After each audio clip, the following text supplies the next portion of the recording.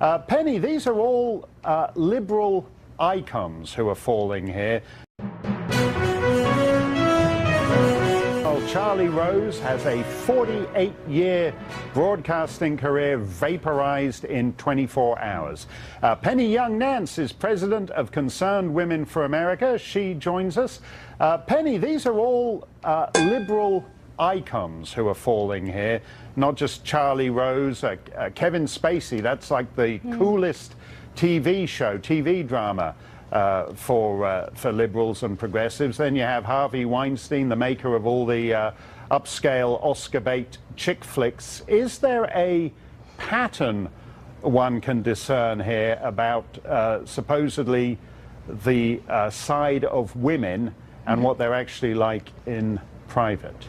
Well, look, I feel a little bit like we flipped on the light and we're watching the cockroaches scatter. And as miserable as this is and as uncomfortable, it's important to happen.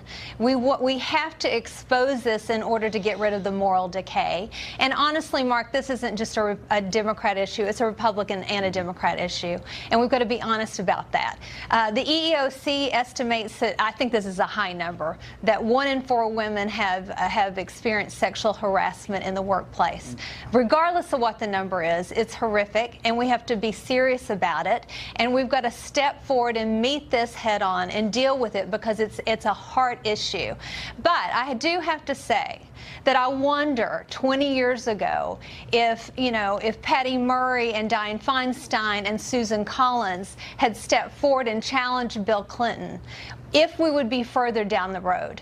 Well, because I think this process will work its way out. At the end of this, we will be better. Well, to go back to what you were just saying there, in the 90s, we were explicitly told that character doesn't matter. The people said, who cares if this guy... It's just about sex, who cares if this guy is a pig? It's just about sex. Everybody does it. What's changed then? Well, I think that there's a reckoning, because we've ignored this, and because we've ignored the decay, it's been allowed to flourish. And it's a serious issue. As a mother of a 20-year-old, I think all of us have to recognize we want better for our children. We thought the days of Mad Men were over. Some of us knew better, but it's not, and it's real. And I want my $14 million taxes that were paid out for congressmen to get paid back. I'd like to see them explain to their wives what happened to the money in their paychecks when it's garnished back to the American people. We have to take this seriously. That seems to be pure Mad Men, in fact, where it's recognized that that male members of Congress are entitled to let their wandering hands wander where they may, and then the taxpayers will pay for it. But let me ask you about the broader liberal scene. I mean, some of these guys seem to have figured out that actually being a liberal progressive is a great way to meet vulnerable chicks and hit on them. I mean, basically, Harvey Weinstein seems to use all those classy movies with Meryl Streep and Judi Dench as cover for hitting on the broads who come into his orbit. The same thing I think you can say about Charlie Rose at PBS. I mean, in a sense, are they factoring, is that part of the business model? That's actually where you go to meet the kind of women you can prey on. Well, I don't know why that they allowed Harvey Weinstein to be at the Women's March backstage with women that he had assaulted. I think that's absolutely outrageous. But we have to be honest that licentiousness cannot be ignored, whether it's in Hollywood, whether it's in journalism. And the next shoe to drop, mark my words, Mark, will be in the hollowed halls of academia. Oh yeah, that's a whole world with all those college professors. That is a ripe ground right there. Penny, thanks for that. Nobody has been a bigger beneficiary of harassment hypocrisy than the Clinton dynasty. Last year, the message was that you were a sexist if you didn't vote for Hillary Clinton. There was a special place in hell for you. Now, in a belated act of remembering, people are recalling all the accusers that Clintons trashed to keep and to hold power. Clinton needs to stop. She needs to stop talking about this topic unless Bill Clinton wants to come forward and apologize for being a sexual harasser, for settling with women. Hillary Clinton hasn't been held accountable for her role. She refuses to answer questions of it, and I think that is the reason why she lost the 2016 election, because Donald Trump was able to throw that in her face, and she did not want to confront it. Well, Richard Goodstein was a lawyer advising Hillary Clinton in 2008 and 2016. He joins us now. Richard, are you still aboard the Clinton train? There seem to be a lot of people jumping off after 20 years. Mark, I'm just a little confused by your lead-in to the segment we just heard, where you said first there was Harvey Weinstein. You did forget the 16 accusers against Donald Trump, and then you said, and then there was Al Franken. That overlooked the 9 against Roy Moore, accusing, incidentally, of things much more than an unwanted kiss. Hands, fingers going places in Donald Trump's case that we couldn't even discuss on this network, right? Hey, okay, Richard, let's if we want to do this, you can't tell the players without a scorecard.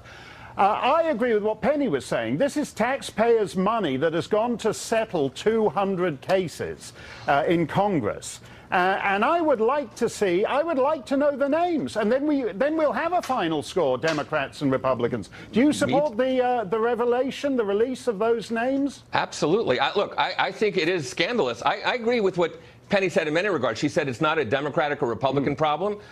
Couldn't agree more. I mean, the fact is, the litany of names, Bob Packwood and Mark Foley and Larry Craig, believe me, there are plenty of Republicans here. And there's no reason to recite them all, because we have to concede it's men doing bad things. It has nothing to do with party. Larry Craig played footsie in the Minneapolis airport men's room and didn't get any action for it. Mark Foley, he had a non-sex scandal where he was writing billet-doux to pages. That's very different from Bill Clinton. And Michelle Goldberg in the New York Times, she wrote a column, I Believe Juanita, published a couple of days ago, and she said, Bill Clinton no longer has a place in decent society. Do you agree with Michelle Goldberg? You know, Ken Starr spent $70 million looking into Bill Clinton's transgressions, including talking to Kathleen Willey and Paula Jones and Juanita Broaddrick. And Juanita Broaddrick was found twice not to have testified truthfully, once under oath, once in a deposition. She denied having sexual contact. So, yes, I believe that. So you don't find Juanita Broaddrick credible? You differ from the New York Times. I'm saying when she was under oath, Mark, when she was under oath, it's one thing to trot her out to some press conference before a debate. When she was under oath and there were legal consequences for lying, she testified that she did not have sexual contact. So, yes, I believe that. Look. Nobody's talking about lawsuits now. This is all past the statute of limitations in most of these cases, except for some of these recent fellas.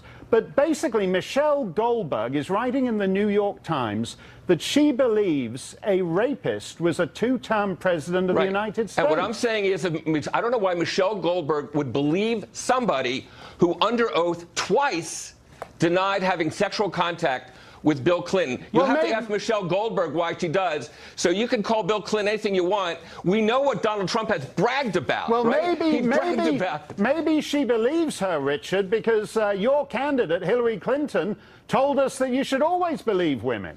Until the evidence shows contrary, right? That's what Hillary Clinton said. I didn't hear that bit. She didn't say anything about the evidence showing contrary. Go back and check the records. That's precisely what she said when she was asked about this. Time and time again, she said, yes, going in, women should be believed until there's evidence showing to the contrary. Why do Mika Brzezinski and Michelle Goldberg and these other people who have been loyal to the Clintons for 25 years now want the Clintons to go away? Well, first of all, I don't think they do want the Clintons to go away. And the fact is, Michelle Goldberg, in her more recent column, said she thought she had actually overreacted to all this. No, she thought she'd overreacted to Al Franken. That's true. That's the guy who grabbed a lady's butt at the state fair. There are plenty of people, and maybe Michelle Goldberg and Mika are part of them, who want the Clinton legacy to be forgotten for all the accomplishments that they had. For whatever reasons, you'll have to ask them. But the fact is, Democrats, by and large, are proud of the legacy that Bill and Hillary Clinton have left. And again, I'm waiting for this network and others to look at all the women who came out against Donald Trump a year ago when that was just kind of swept under the rug. But wait a minute. We were told in the Clinton era that character doesn't matter, that if you do a great job on welfare reform and taxes, that the fact that you're a pig in your private life doesn't matter. Why isn't what's source for the Democrats source for the Republicans too? Again, Ken Starr spent $70 million looking into this, Mark. I'm waiting for a buck to be spent to look into the 16 women who came out against Donald Trump. When that happens, you and I'll be on the same page. Okay, so you're like putting a price tag on these investigations. No, yeah. it's interesting to hear that. Thank you.